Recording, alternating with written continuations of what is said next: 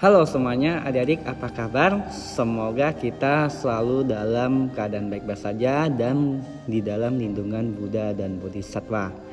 Namo Buddhaya. Adik-adik, hari ini kita akan sedikit membahas tentang mengenai agama Buddha. Nah, topik yang Bapak ambil adalah tentang mengenai salah satu sutta di dalam Tripitaka. Tripitaka adalah kitab suci umat agama Buddha. Kata Tripitaka berasal dari bahasa Sanskerta yang jika dipisah menjadi dua suku kata yang berarti tri artinya tiga, pitaka artinya keranjang. Jadi Tripitaka artinya tiga keranjang atau tiga wadah. Tripitaka merupakan istilah yang digunakan oleh agama Buddha untuk menggambarkan berbagai naskah kanon mereka. Jadi di dalam Tripitaka terdapat tiga kelompok pengajaran, yaitu 1. Sutta Pitaka. Sutta Pitaka berisi tentang khotbah-khotbah Sang Buddha selama 45 tahun dalam membabarkan Dharma. 2. Vinaya Pitaka. Vinaya Pitaka berisi tentang peraturan biku atau bikuni. Yang ketiga, Abhidharma Pitaka. Abhidharma Pitaka berisi tentang ilmu filsafat dan metafisika agama Buddha. Nah, hari ini yang akan kita bahas tentang mengenai Sutta Pitaka yang di dalamnya terkandung Khuddaka Nikaya. Nah, di dalam Khuddaka Nikaya ada Amagada Sutta. Nah, jadi Amagada Sutta ini membahas tentang sedikit mengenai membunuh. Agama Buddha dikenal sebagai agama tanpa kekerasan, penuh welas asih dan kasih sayang. Bahkan cinta kasih dan kasih sayang diberlakukan untuk semua makhluk hidup. Ini terlihat dalam aturan moral yang pertama bahwa kita umat Buddha seharusnya melatih diri untuk tidak membunuh makhluk hidup apapun. Namun banyak orang bertanya-tanya, kalau umat Buddha tidak boleh membunuh, lalu apakah ini berarti mengharuskan umatnya untuk menjadi vegetarian? Sebagai agama yang menekankan cinta kasih dan kasih sayang, segala macam bentuk kekerasan dan tindakan yang mengancam nyawa makhluk lain dilarang keras oleh Buddhisme. Dari 5 latihan moral yang harus dilatih oleh umat awam, bertekad untuk tidak membunuh makhluk hidup merupakan latihan moral yang pertama. Dalam kehidupan kebikuan terdapat sanksi kepada mereka yang terlibat dalam pembunuhan tergantung dari objeknya. Jadi latihan untuk membunuh ini sangat berguna untuk mengembangkan cinta kasih dan welas asih terhadap semua makhluk. Nah, saya sedikit mengutip dari Jivaka Sutta Majjhima Nikaya bahwa disebutkan ada seorang tabib besar menghampiri Buddha ingin mengetahui apakah benar Buddha memakan daging binatang yang sengaja disembeli untuk beliau. Nah, kemudian Buddha menjelaskan bahwa beliau telah menetapkan aturan agar para biku tidak makan daging yang disajikan. Bila mana mereka melihat, mendengar, atau mencurigai bahwa daging tersebut disiapkan untuk para biku. Nah, ini di dalam Ditam Suttam. Nah, terus baik sedikit mengutip dari Jivaka Sutta ini, kita bisa tahu bahwa Sang Buddha memberitahukan kepada tabib besar ini bahwa untuk daging kita tidak diperkenankan untuk dimakan. Sangat dianjurkan untuk tidak menyentuh dari 3 syarat tersebut. Jika terlihat, terdengar, atau dicurigai bahwa makhluk hidup itu disembeli untuk dirinya. Nah, masih dalam sutta yang sama, beliau juga mengatakan demikian. Jika siapapun juga menyembeli makhluk hidup untuk sanggata, santagata, atau siswanya, ia menimbun banyak keburukan dalam 5 kasus. Ketika ia berkata, pergi dan tangkap makhluk itu menjadi kasus pertama di mana ia menimbun banyak keburukan. Ketika makhluk hidup itu mengalami kesakitan dan kesedihan karena ditarik dengan leher tercekik, ini adalah kasus kedua di mana ia menimbun banyak keburukan. Ketika ia berkata, "Pergi dan sembelih makhluk hidup itu," dia berkata, ini adalah kasus ketiga di mana ia menimbun banyak keburukan. Ketika makhluk hidup itu mengalami kesakitan dan kesedihan karena disembelih, ini adalah kasus keempat yang mana ia menimbun banyak keburukan. Ketika ia mempersembahkan makanan yang tidak diperbolehkan kepada sang Tathagata atau siswanya, ini adalah kasus kelima di mana ia menimbun banyak keburukan. Siapapun yang menyembelih makhluk hidup untuk sang Tathagata atau siswanya, ia menimbun banyak keburukan 5 kasus ini.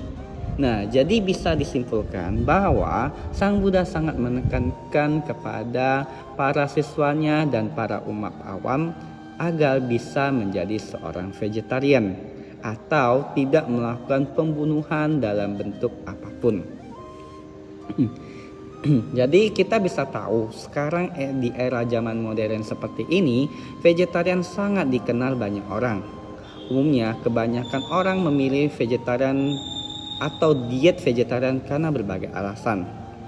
Nah, jadi makanan pola nabati seperti ini adalah cara yang untuk kita menjadi lebih sehat atau menghindari hormon yang digunakan dalam makanan hewani. Bagi yang lainnya itu bisa berkaitan dengan agama, hak hewan, atau masalah lingkungan. Nah, hari sedikit kita akan membahas tentang mengenai yang berhubungan tentang kehidupan pembinaan kita dan kesehatan. Nah, jadi kalau di dalam kesehatan kita bisa mengurangi resiko penyakit jantung. Untuk mendapatkan makanan manfaat vegetarian, kita bisa mencampurnya berbagai macam jenis sayur-sayuran segar seperti lechuch, wortel, kubis, atau tomat, dan mungkin kita menambahkan bahan-bahan yang lain yang seperti buah-buahan atau biji-bijian, sayur-sayuran, umbi-umbian, dan berbagai macam hal yang lain, sehingga ini bisa menjadikan nutrisi yang baik kepada tubuh kita. Nah, jadi dalam kesimpulannya, makan vegetarian dapat memberikan sejumlah manfaat kesehatan yang bisa menjadi pilihan yang baik bagi kesehatan jangka panjang. Namun tetap diperhatikan untuk asupan nutrisinya. Namun kita akan sedikit mengupas manfaat vegetarian. 1. Bisa mengurangi risiko obesitas. Manfaat vegetarian dalam berbagai penelitian menunjukkan bahwa orang yang makan vegetarian cenderung memiliki indeks massa tubuh atau IMT yang lebih rendah dibandingkan dengan mereka yang makan daging. Hal ini disebabkan oleh karena makan vegetarian umumnya kaya akan serat dan kurang kalori. Yang kedua, mengurangi risiko penyakit jantung. Makan vegetarian dapat menurunkan tekanan darah, kadar kolesterol dalam darah yang dapat mengurangi resiko serangan jantung. Penelitian ini juga menunjukkan bahwa makan makanan vegetarian dapat menurunkan resiko aterosklerosis, yang yaitu pembentukan plak di dalam pembuluh darah yang dapat menyebabkan serangan jantung atau stroke. Yang ketiga, menurunkan resiko kanker. Nah, manfaat vegetarian dalam beberapa penelitian menunjukkan bahwa makan vegetarian dapat menurunkan risiko kanker seperti kanker koron, kanker payudara, kanker prostat, dan kanker-kanker yang lain. Hal ini dikaitkan dengan konsumsi yang lebih tinggi dari sayuran, buah-buahan, biji-bijian yang kaya akan antioksidan dan fitonutrien. Yang keempat, bisa kita tahu makan vegetarian juga bisa menjaga kesehatan tulang. Jadi makan makanan yang kaya akan sayuran, buah-buahan dapat membantu kita menjaga kesehatan tulang dan mencegah osteoporosis. Sayuran hijau seperti bayam dan kangkung kaya akan kalsium, sementara buah-buahan seperti apel dan pisang kaya akan potasium yang akan membantu kita menjaga kesehatan tulang. Yang kelima, bisa mengurangi polusi lingkungan. Dibandingkan dengan pemeliharaan hewan, makan makanan vegetarian dapat mengurangi polusi lingkungan dan membantu kita menjaga sumber daya alam kita. Hal ini kan industri pemeliharaan hewan dapat menimbulkan emisi gas rumah kaca yang cukup besar dan menyebabkan kerusakan lingkungan seperti kerusakan ozon. Yang keenam, bisa mengurangi resiko diabetes. Manfaat vegetarian dalam berbagai penelitian bahwa makan vegetarian dapat menurunkan resiko diabetes tipe 2. Hal ini dikaitkan dengan konsumsi yang lebih tinggi dari sayur-sayuran, buah-buahan, dan biji-bijian yang kaya akan serat dan kurang kalori. Yang ketujuh, bisa memperbaiki kualitas tidur. Nah, untuk yang susah tidur, ya makan makanan vegetarian dapat meningkatkan kualitas tidur kita karena makanan vegetarian mengandung banyak serat yang dapat membantu menstabilkan kadar gula dalam darah, mengurangi rasa lapar sebelum tidur. Selain itu, makanan vegetarian juga mengandung kurang lemak jenuh yang dapat membantu kita meningkatkan kualitas tidur.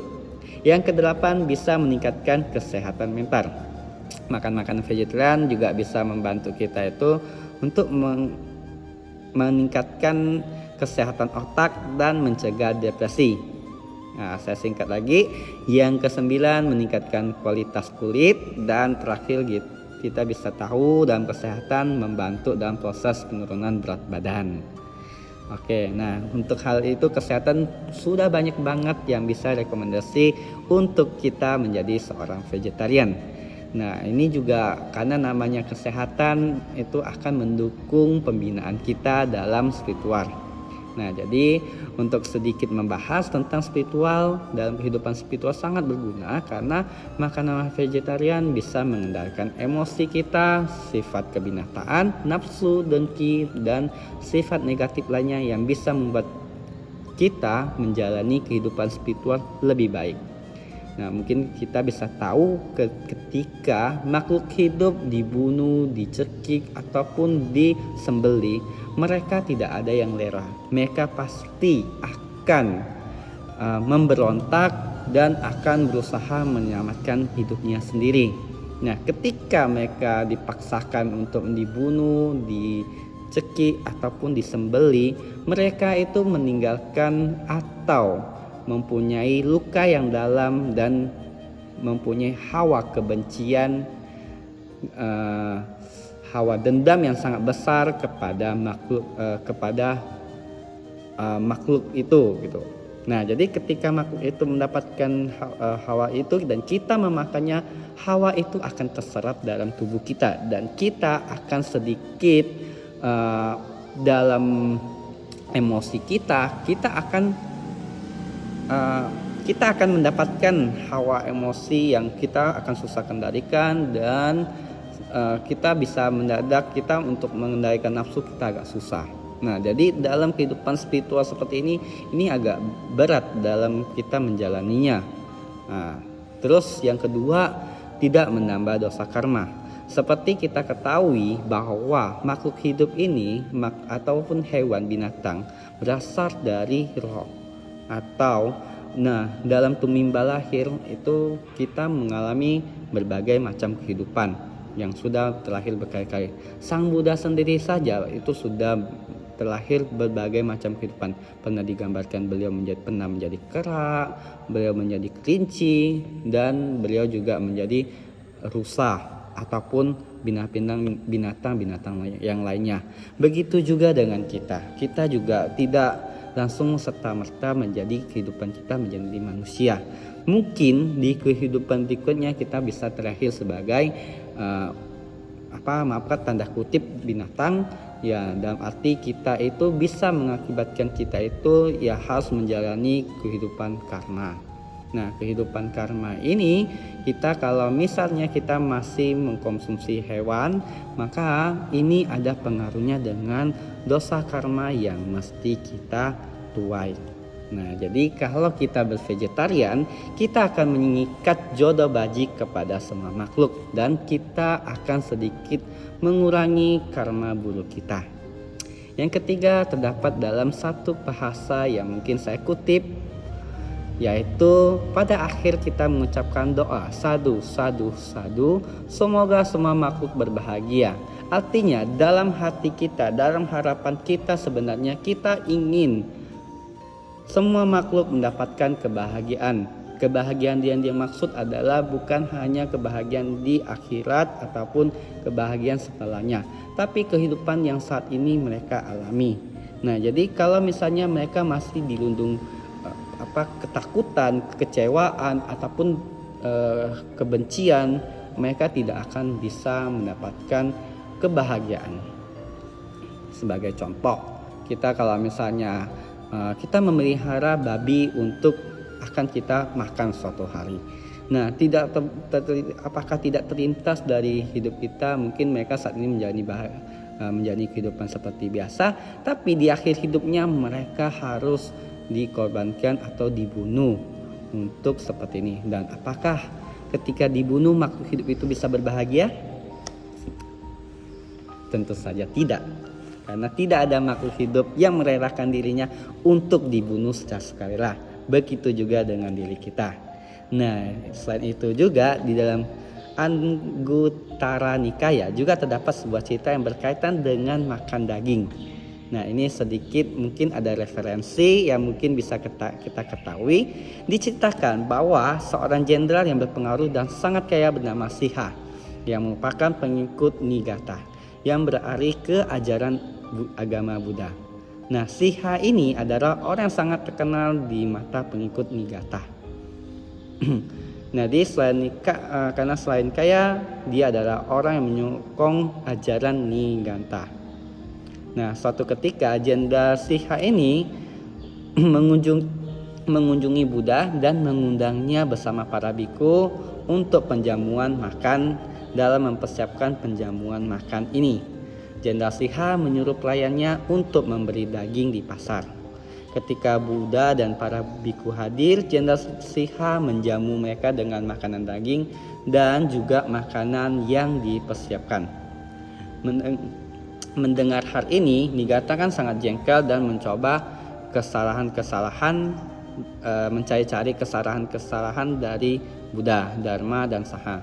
Akhirnya Niigata menyebarkan rumor bahwa Jenderal Siha membunuh binatang untuk dipersembahkan kepada Petapa Gotama ataupun Buddha bersama para biku. Petapa Gotama akan memakan daging yang dipersiapkan oleh Jenderal Siha untuk kepentingan dirinya sendiri, bahwa Petapa Gotama mengetahui bahwa daging itu diperuntukkannya. Nah, jadi mendengar hal ini, Jenderal Siha menolak tuduhan tersebut. Dari sekilas cerita ini dapat diketahui bahwa Buddha sendiri juga menyantap daging. Nah, untuk memperjelasnya, Buddha mengizinkan para biku untuk makan daging dengan catatan tidak terlihat, terdengar, atau dicurigai bahwa makhluk hidup itu disembeli untuk dirinya. Nah, ini ada sedikit penjelasan bahwa mungkin dalam kasus seperti ini, cerita seperti ini, kita bisa mengetahui bahwa Buddha dan pengikutnya tidak mengetahui bahwa Buddha dan pengikutnya dijamu oleh Jenderal Siha itu dengan makanan daging, dan dia tidak mengetahuinya. Nah, karena tidak mengetahuinya, itu masih tidak apa-apa ketika mereka melakukan pensucian diri kembali, karena mereka tidak sengaja. Nah, jadi ada beberapa kasus memang seperti itu, tidak sengaja, ya itu tidak apa-apa. Tapi jangan kita sudah mengetahuinya, kita malah sengaja untuk memakan atau mengkonsumsinya. Jadi ini jangan kita ambil kesimpulan bahwa Buddha memperbolehkan kita makan daging gitu, karena Buddha mengajarkan kita welas asih dan cinta kasih. Oke, adik-adik, nah jadi begitu untuk hal ini. Semoga adik-adik bisa mendapatkan sedikit pencerahan, dan semoga kita semua bisa belajar mengembangkan welas asih dan cinta kasih kita menjadi melalui vegetarian, karena dengan vegetarian banyak sekali manfaat dan banyak sekali hal yang bisa kita gunakan dalam kehidupan spiritual kita dan kehidupan duniawi kita. Oke, adik-adik, begitu yang bisa Bapak jelaskan. Semoga bermanfaat. Namo Buddhaya.